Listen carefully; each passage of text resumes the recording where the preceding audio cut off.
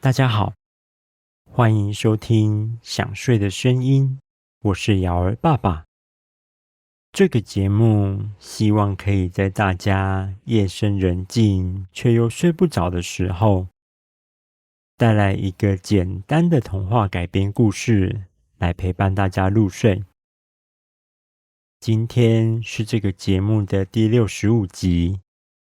在上一集的故事里，我们说到皮诺丘交给人鱼公主艾维尔的宝石，竟然散发出了邪恶的魔法。幸好海底国王及时出现，阻止了魔法的蔓延。但杰克跟皮诺丘也因此被关进了地牢。想不到他们竟然在地牢里遇见了虎克船长。究竟虎克船长为什么会出现在海底王国呢？那么今天的故事就要开始咯。杰克看着在对面地牢里骄傲地挺着胸膛，眼中闪烁着自信光芒的虎克船长，疑惑地问着说：自从你跟彼得潘在梦幻岛的那一场决斗过后，我们就再也没听过你的消息。大家都以为你被那只大鳄鱼吃掉了。原来你来到了海底王国。可是为什么你会被关在这里呢？虎克船长听完，愤怒地用铁钩子敲击栏杆。昏暗的地牢里回荡起金属撞击的声音。他咬牙切齿地说着：还不是因为你们跟那个可恶的彼得潘联手把我赶出梦幻岛之后，又将我的海盗船欢乐罗杰号送给希尔法，害我失去了一切，变成一个没有船也没有手下的海盗。我怎么能忍受这样的屈辱？为了重新夺回我身为海盗船长的地位，我决定来到海底王国偷他们的无价之宝。只要我能够成功从海底国王的手里偷出这样珍贵的宝物，就能证明我虎克的伟大，让更多海盗再次追随我。皮诺丘忽然眼睛一亮，恍然大悟般地说着：原来海底国王最近非常生气，甚至禁止居民们跟人类接触，就是因为宝物被你偷走了呀。虎克船长听完，又再次用铁钩子敲打着栏杆，声音中带着更深的怒火，说着：胡说！我才刚潜入放置宝物的房间，就被早已设下的陷阱抓住。一定有另一个人早我一步偷走了宝物，才会让海底王国加强了戒备。要不是这样，我怎么可能会被抓住？我可是虎克呢！那个人竟然害我这么狼狈。等我逃出去之后，一定会把他找出来，再把他偷走的重要宝物抢过来。哈哈哈哈！皮诺丘兴奋地问：你是说，你知道怎么逃出这个地牢吗？虎克船长的脸色突然变了一下，愤怒的态度收敛了很多。他用假装充满自信，听起来却又有点心虚的语气说着：当然了，只要我想逃，随时都能出去。现在只是累了，想在这里多休息一会儿罢了。接着，虎克船长突然转移话题，眼神狡诈地看向皮诺丘，问说：话说回来，你们2个小朋友不在梦幻岛玩耍，怎么会跑到这里来，还被关进了地牢？”杰克回答说：“我们来找艾维尔，想问他海底王国里是不是有一把能让人睡着的金色竖琴。”虎克听完，微微皱起眉头，并用自己的铁钩子把玩着胡须，似乎在思考杰克说的事情。突然，他像是想到了什么，哈哈大笑着说：“哈哈哈，我知道了，你们是听了那个爱吹牛的老船长说的故事吧？我记得是美人鱼弹奏竖琴，唱歌让船员们都睡着的传说，对不对？”皮诺丘兴奋地点点头，说着：“对呀，就是那个故事。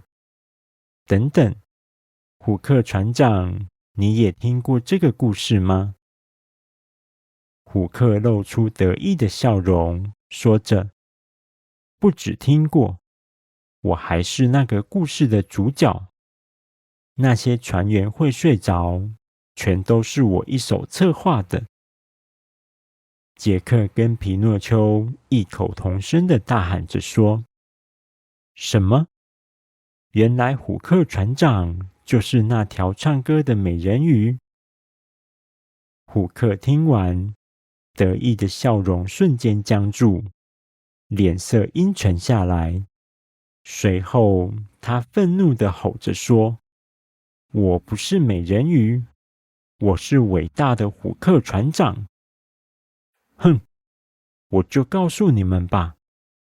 那天，他们的船上运送的货物中，有一件宝物我非常想得到，但是因为某些原因，我不方便光明正大的抢过来。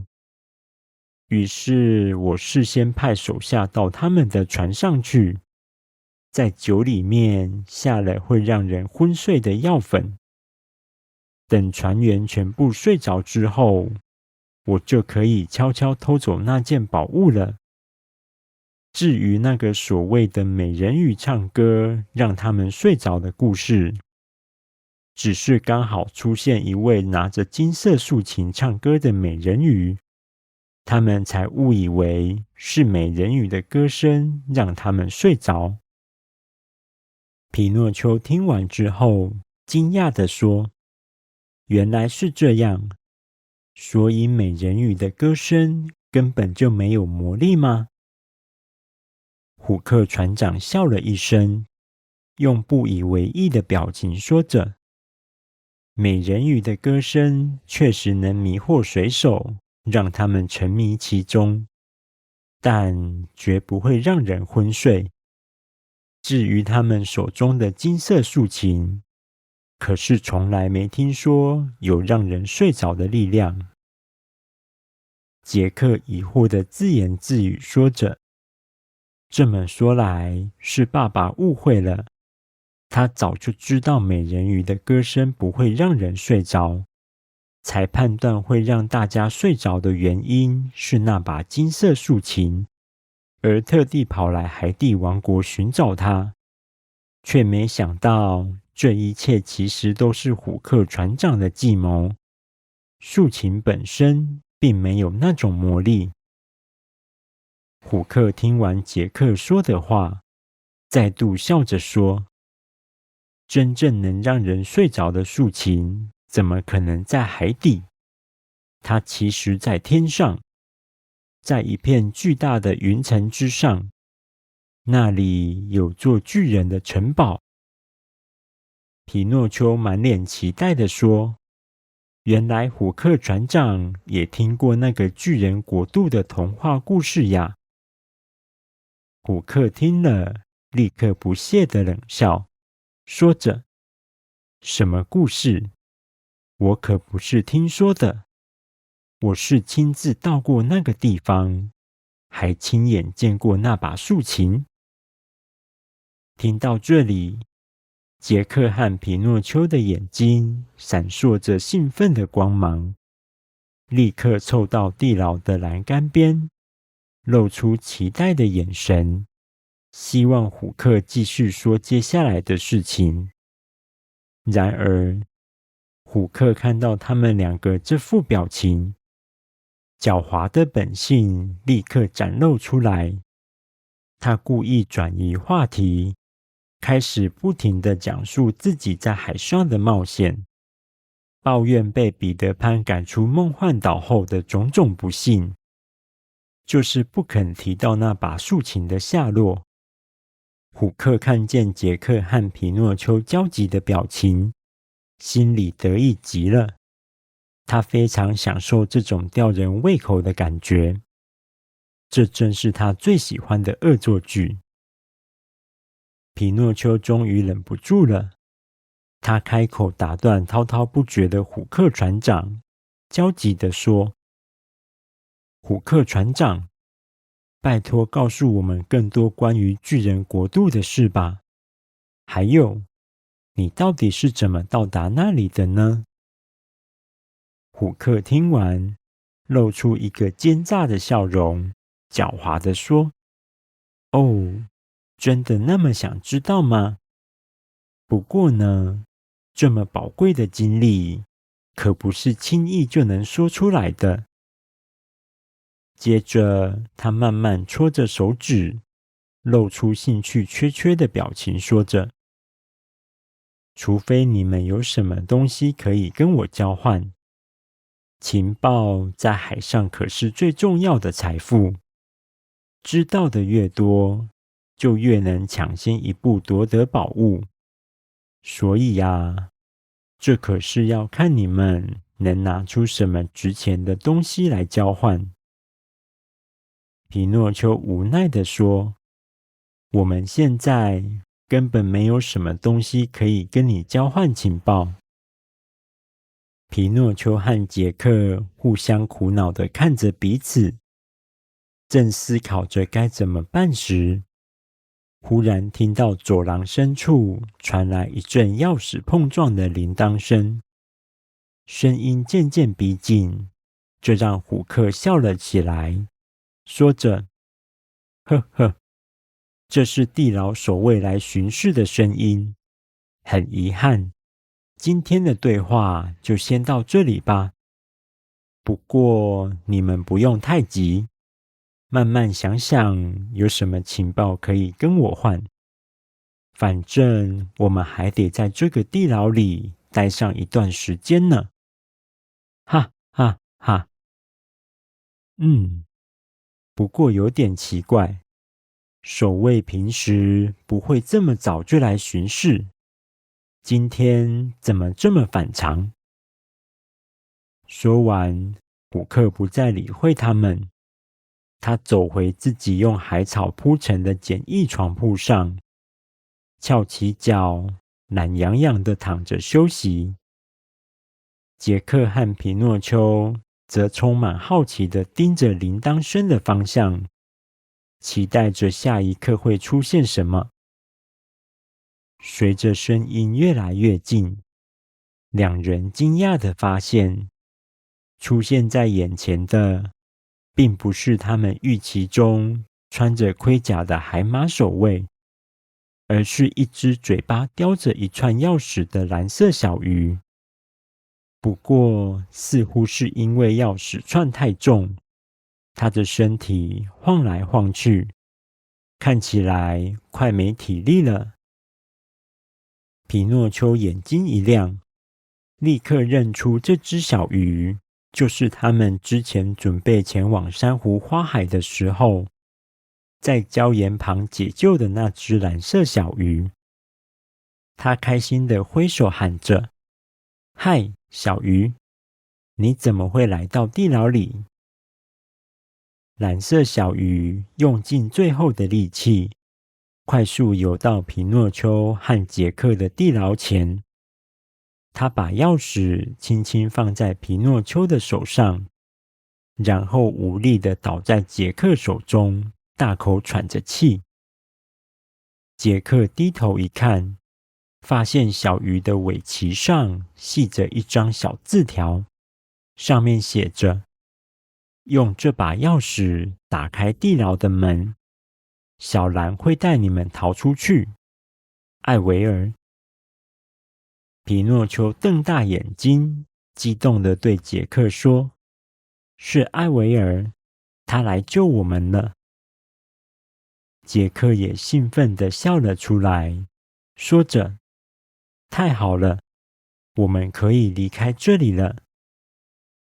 皮诺丘低头对着蓝色小鱼说：原来你叫做小兰，真是谢谢你愿意来救我们。虽然蓝色小鱼累得气喘呼呼，但还是努力摆动着尾鳍，示意他们赶快行动。皮诺丘小心翼翼地将钥匙插入锁孔，内心既紧张又期待。随着咔嗒一声，大门应声而开。皮诺丘缓缓推开门，小心地走了出去。小蓝鱼喘着气，稍作休息一下之后，便游在前面，准备引导他们前往出口。就在他们即将踏出地牢时，对面牢房的虎克船长突然靠近栏杆，神情焦急，语气中带着恳求，说着：小杰克，皮诺丘，拜托你们也把我放出去吧。我知道我错了，不应该跑到海底王国来偷东西。你们看，我现在失去了海盗船跟船员，已经一无所有了。如果继续被关在这个地牢，永远都不会有离开的那一天呀！求求你们，可怜可怜我吧！好了，第65集的故事在这里告一个段落。想不到那位老船长所描述关于美人鱼的歌声让他们睡着的故事，竟然是虎克船长一手策划的计谋。面对即将逃脱的杰克与皮诺丘，虎克船长露出了哀求的样子，请求带他一起逃走。可是，虎克船长真的悔改了吗？还是其实暗藏着别的计谋呢？我们在下一集的故事中见咯。大家听到这里有想睡的感觉了吗？赶快把被子盖好，调整一个舒服的姿势，准备入睡咯。我是瑶儿爸爸，大家晚安。